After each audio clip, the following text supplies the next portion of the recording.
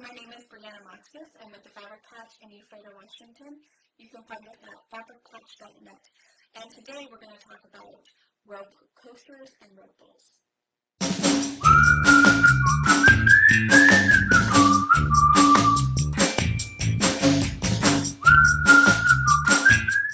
So rope bowls are super popular.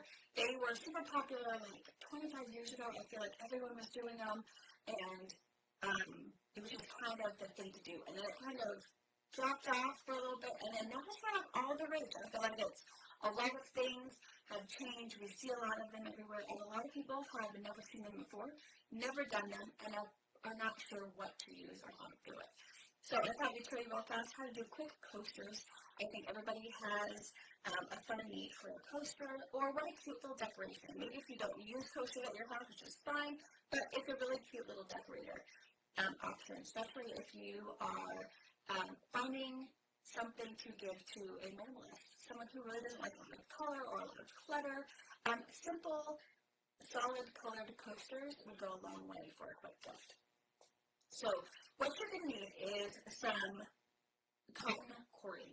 So they come in a couple different sizes. Here at the quilt shop, again, you can find it at fabricpatch.net. We carry it in two sizes. We carry it in a 3/8 and a 5/8 in multiples of color. You can find all day long these neutral colored or white, all day long, big box stores, kind of anywhere. And you can definitely use those. However, I want to tell you, clothesline cording is not the same thing as cotton cording.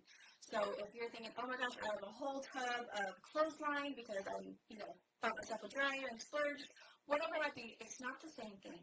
The clothesline cording usually has a really hard polyester core in there that if you hit it, you will break your needle. Which again, it's okay, you can use it. Use what you have, repurpose what you have. I think it's a great idea. You just need to be aware of that when you're starting the sewing part. You want to make sure that your needle isn't going anywhere near the center of that cording so you don't break it. Cotton cordings are 100% cotton. There is nothing crazy in the center of your cording, and it's not going to interfere with your sewing. So you want to choose, if you want to do a fancy color. You can also do, I have a cotton poly blend cording. The reason it's a cotton poly blend is because it is literally cotton fibers put into a little tube with a polyester knit around it. So you can actually wrap fabric.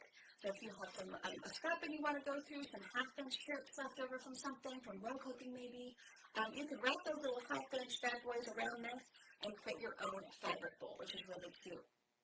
I love what we did here. We took actually a neutral colored 3/8 cording that we did a little bit of basic rope cording, and then we threw around some cute little white and black polka dot fabric, and then got rid of the fabric and finished out the bowl with that cotton neutral colored cording. All of that is okay, but if you are someone who wants to use your stash up, this cotton filled cording might be something you're more looking for so that you can use fabric from your stash. If you are someone who likes the idea of doing some fun colored coasters, you might like the colored stuff, whether it's going to be, again, neutrals.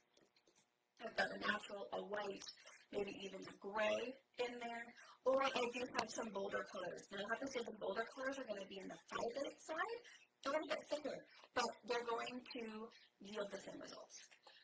So your next question probably is, well, how much do you need?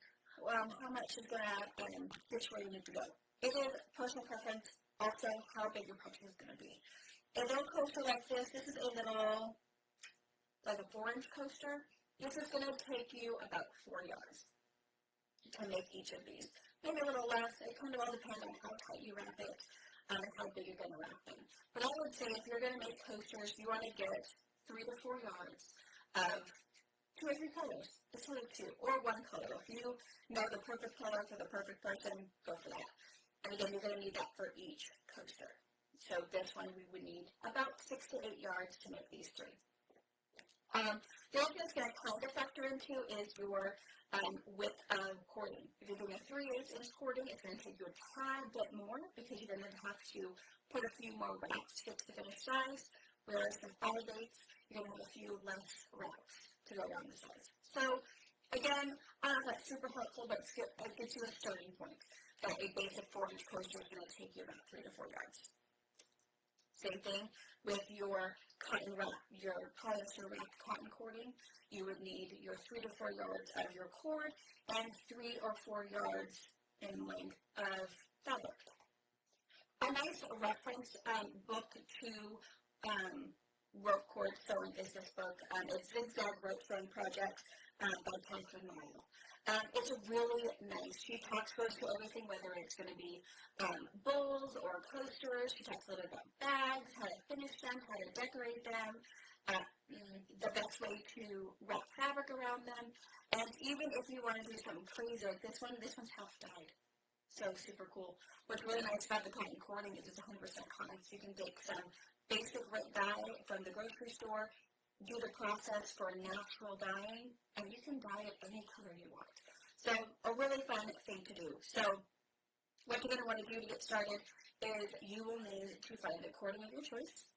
You will want a 90-14 needle. It could be a universal needle, a quilting needle, just kind of that thicker end. If you go too thin, you still run the risk of breaking it even with the cotton cording because we are using a zigzag stitch.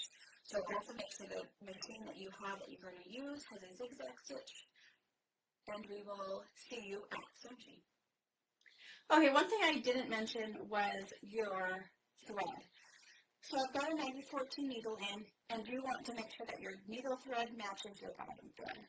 Because, of course, if you're doing the coaster or the bowl, you're going to see the top as well as the bottom. You're going to use one side, but you want to make sure whatever you want to see is pretty. Now, it doesn't mean that you can't have green on the top and blue on the bottom, so you'll have a reversible coaster. That's all fine and dandy, but just be aware that you're going to see both sides. And then you'll want to set your zigzag stitch and make sure that you have an appropriate foot for a zigzag stitch. I chose to use the 5/8 in hot pink, match my hair, and we're going to go ahead and get started. So the easiest way to start is to kind of pinch the raw edge into itself, and then I like to start stitching right up here in the crease. Now you can make it as big as you want, but keep in mind as you circle around this, you're now going to have kind of an oval shape. So you really want to pinch that as close as you can. I'm going about a half an inch to get that. Now I do have to say the beginning of this is somewhat the tedious part. Once you get past that, it's super easy. You can even coil it one more time if you feel like you really want to. A lot of people will go and simply do this little X right here in a straight stitch and then start zigzagging. I like the zigzag all the way from the center. Yes, it's a little more difficult, but I like the look. But if you feel like, nope, I want to get it done quick, I don't want a little difficulty jump or hurdle to go through, get it where you want it. Grab a little wonder clip and stick it down. You can use a wonder clip and it'll kind of pinch those together for you, or you can use a pin, and then what you can do is just stab it all the way through. Because again, it's just cotton filling all the way through here. So if your pin's sharp enough, you can use that, and it'll set it on there. The other reason I like to start in the center of my zigzag is I feel like I can get it tighter. But again, personal preference. So I'm actually using more of a banana color of thread today. One, yes, you're going to see it on my hot pink. Not as much as you would think it would, and I think it'll help you guys see it also. So it might be hard kind of in the beginning to see what I'm doing, but as we get around here and get our coaster bigger, you'll see exactly what's happening. So I'm not even using my foot pedal, I'm just using my little flywheel on the side, just to gauge how big my zigzag is. And then I kind of like the size that it is. I kind of like it. It's a little big, but I don't think big in a bad way. And again, you can always change it later. If you want to start it kind of big in the beginning to catch everything, because it's important that the center of your coaster is done and stitched down. You can always adjust it as you move on.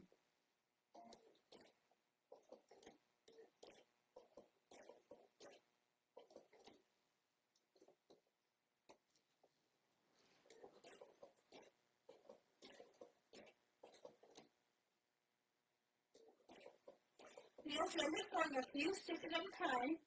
I like to start in the needle down position on my loose side. So I am staying down on my rope side, not the coiled side. So I can make sure I can cinch that up nice and tight where I want it, and then not be distracted of where I'm going. I'm also making sure that my zigzag is hitting somewhere in the center of this one to the center of my coil. And that's why my tip of not using clothesline is because that's kind of my gauge is halfway. You can shoot for the inside just a little bit, but sometimes I'm on a roll and I miss clipping that little edge and you have to go back and fix it. So again, personal preference is entirely up to you, but I'm always shooting for hitting the center of that cord.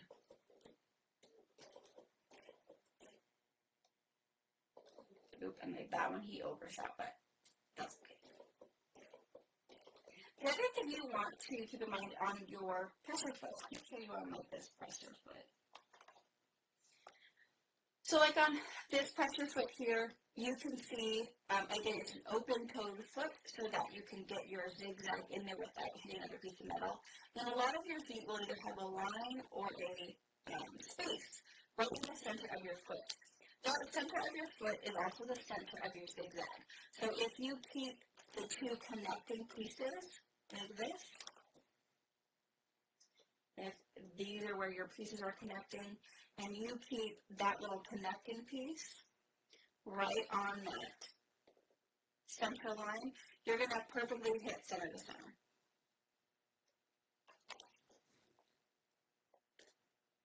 Okay. I'm going to keep just going in a little bit.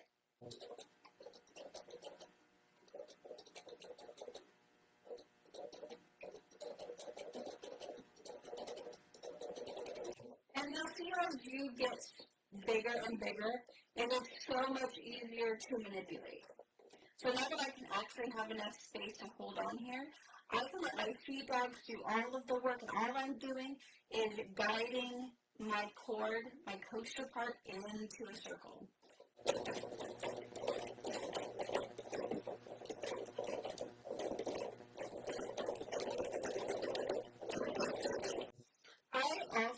You'll notice I am not using a walking foot of any kind.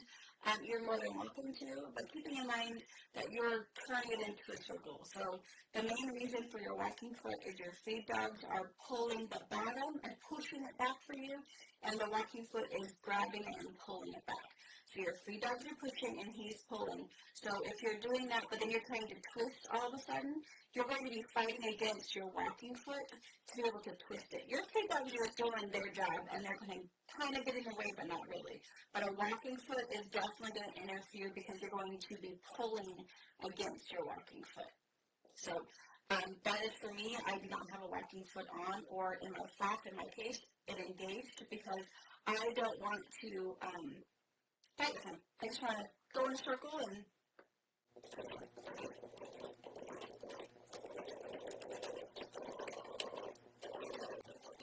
after making sure you are not pulling or pushing, you're letting those feed dogs do all the work. If you pull too hard on this cord, you'll create like a little rubber band effect where it will want to scrunch back in. You want it to lay as flat as possible when it's on your table. And the best way to ensure that is that there's no pushing or pulling involved. So after putting it in here, you're going to have to make a decision. Your decision is to end it with something really cute on the top. It might interfere with your teacup on top, but you'll hide whatever raw edge is happening. On this coaster, we went round and round and round, and then we just really laid in on the zigzag towards the end. You can kind of see how it's gets really thick at the end. And I feel like that's how I kind of would like it too. I think it's going to make it really clean and as most circle shape as possible without interfering on some of my teacup or my coffee cup or my water glass is going to be sitting on. So that's how I'm going to finish mine. I'm going to start tapering it in, and then I'm going to change the density of my zigzag stitch so my zigzag is closer together instead of so far apart.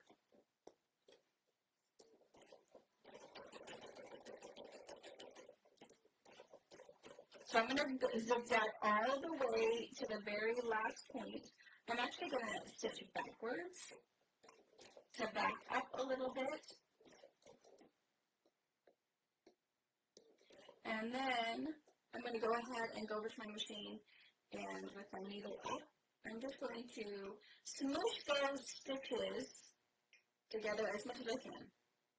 Oh, and that's as far as it goes. And then we're going to just go to 10.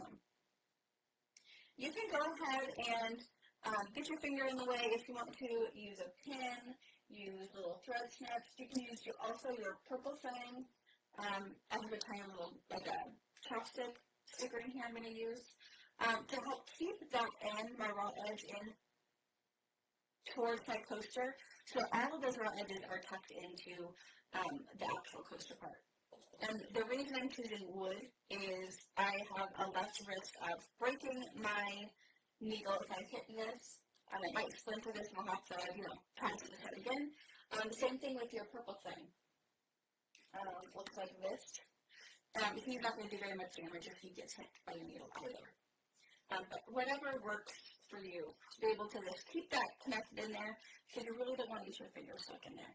We will be going back and forth a couple of times, so don't feel like you have to get it right the first time.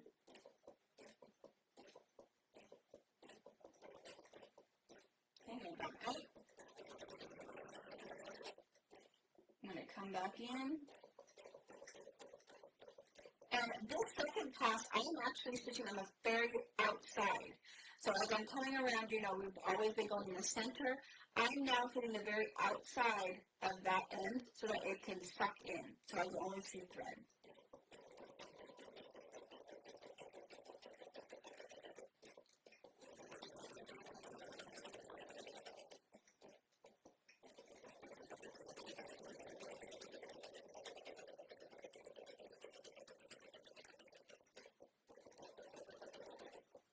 Okay, I'm going to cut my thread and take a look at it here.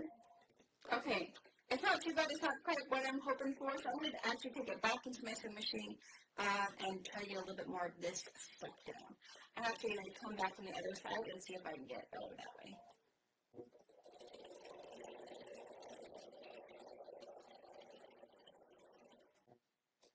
Okay.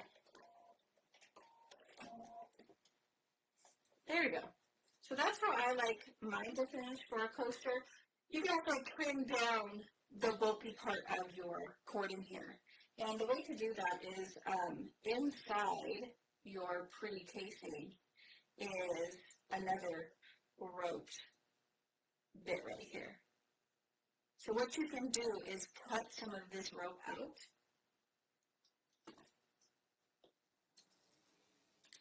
And then seal it back in.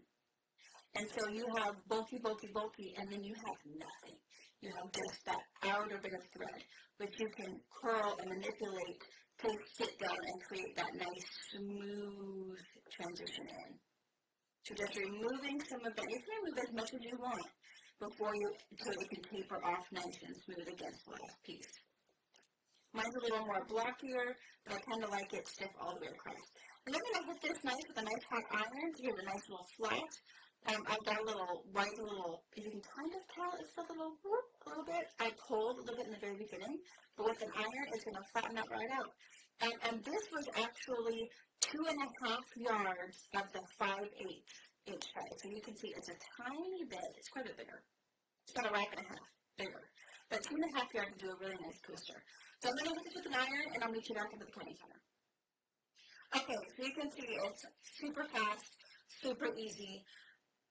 Anybody can do it. If you have a zigzag stitch, you can do it. If you are having a little person do coasters, you absolutely can. They can totally do it. If you are worried with the zigzag stitch on your fingers, you can get finger guards for your sewing machine.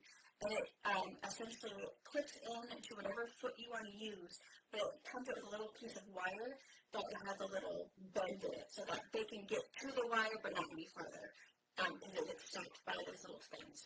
So the finger guards, you can get off of probably any brand of machine. They're really nice if you're worried about, little people's fingers getting in the way. So the coaster turned out really, really cute. And you can see that with that little hit of that heat of the iron, it made it nice and flat.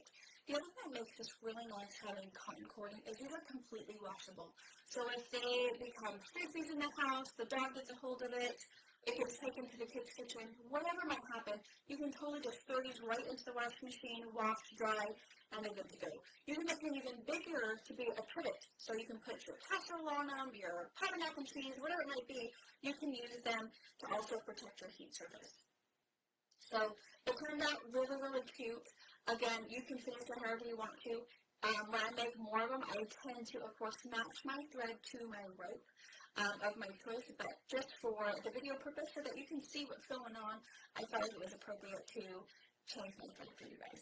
So get supporting, get this book. I think the book is super great. It's a really great reference if you really enjoy this or you have tried it. You're looking for something more and a little more of the times, check out this book. The other thing I want to add real quick is if you are someone who wants to wrap fabric around, I do have kind of a hack, I guess. So by Annie's basting tape, this is an 8-inch double super sticky basting tape. So you can take a little 1/2-inch strip of fabric. This side is super, super sticky. Just lay it right on there. And you can either stick a piece so that you can create a hem. So if you don't want to do a raw-edged bowl, you can just stick that. Ooh, it's super sticky. Stick it right on to the edge of your strip. I'm going to do this in the air. And it's totally repositionable. You don't even have to hit it with an iron. Just nice firm pressure. Release the other back piece, and then you're left with the super sticky, tacky stuff. And you can just roll it over, and you've done this impromptu hem. So that you have this nice finished edge. You can coil your rope with a pretty finished edge, or if you are someone who kind of likes the idea of a raw edge, you can definitely take a small 1/2-inch piece, a small 1/2-inch piece, and wrap it around, and nobody's the wiser. Or if you feel like you struggle a little bit, take your basting tape, stick it on there, release that paper, and then this little basting tape will stick to your cording.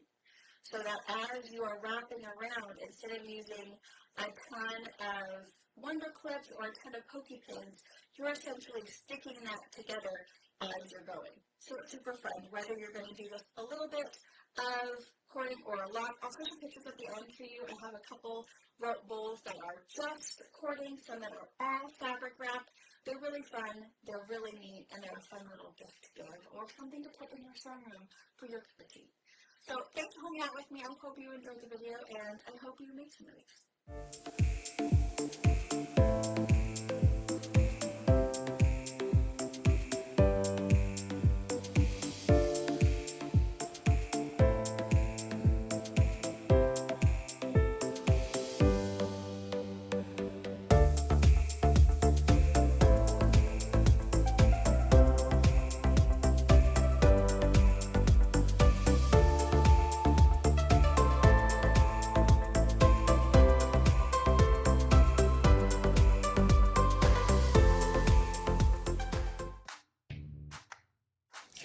Thank you for watching our video. We invite you to leave a comment, hit the like button, or better yet, subscribe to our channel so you never miss an episode. You can also visit our Instagram, Twitter, Facebook, or Pinterest pages, or find all of those things and our online store at fabricpatch.net.